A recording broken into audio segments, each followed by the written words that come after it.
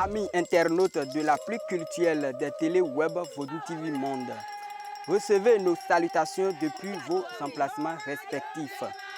Nous voici de nouveau sur cette édition de votre journal de recherche historique et de la conservation des mémoires.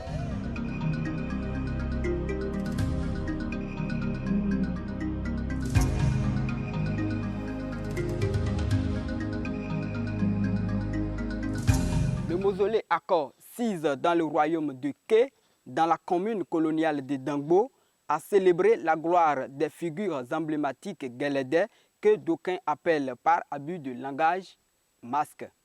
Débutée du 26 au 29 octobre 2023, cette manifestation dite Houé Guélédé a rassemblé une multitude de personnes et des chefs de couvent venus des quatre coins de la vallée de Lemé, tout ceci dans l'idéologie de pérenniser et d'immortaliser ce patrimoine matériel de l'histoire.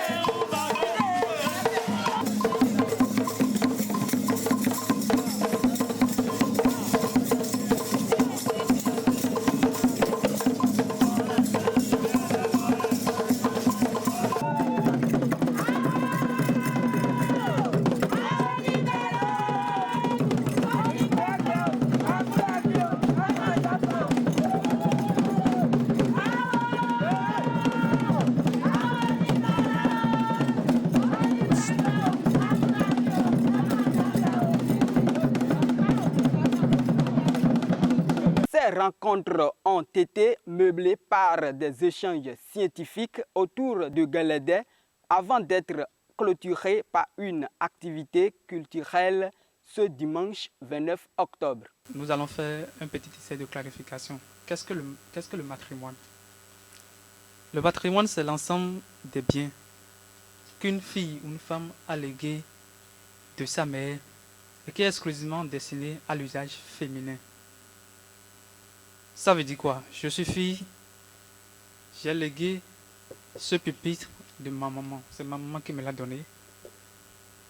C'est uniquement destiné pour l'utilisation féminine. J'ai le devoir de le transmettre aux générations futures. Quelle est la différence entre ce mot et le mot patrimoine et comment le mot matrimoine a été supprimé pour donner place au mot patrimoine?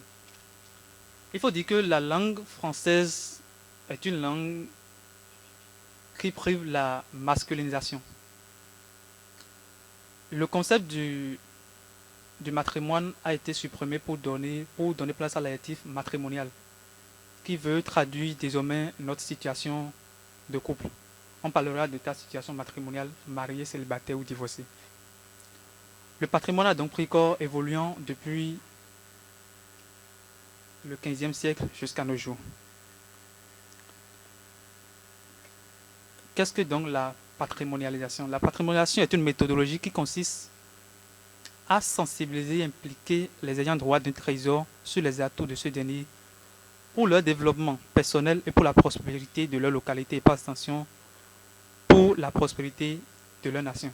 Mieux, la patrimonialisation est un processus qui permet de définir les critères par lesquels on désigne un bien ou une valeur en patrimoine et les actions pour sa valorisation. À en croire le coordonnateur du dit Houé, depuis les éditions précédentes, les objectifs de cette initiative n'ont jamais changé, mais plutôt se sont renforcés davantage pour favoriser l'émergence de ce patrimoine. Vous savez, mesdames et messieurs, la vocation première de notre Houé est de favoriser l'émergence de ce patrimoine qui retrace d'une part le passé de nos ancêtres et d'autre part notre identité. J'en arrêterai là pour ne pas être trop long. Un dernier mot tout de même pour réaffirmer que les objectifs de cette initiative n'ont jamais changé, mais plutôt se sont renforcés davantage pour certifier notre engagement envers cette cause, autrement dit, des objectifs abolitionnistes qui doivent être atteints pour la liberté des peuples esclavagisés. Le professeur Dieudonné Nyamakou, directeur scientifique du Centre culturel Akanga, n'a pas manqué de donner ses impressions à la fin des manifestations. Je suis le professeur Dieudonné Nyamakou. Je suis historien. Je m'intéresse beaucoup à l'histoire de l'Afrique. Et je suis directeur scientifique du Centre de culture africaine, le Centre Akanga, qui se trouve à Porto Novo.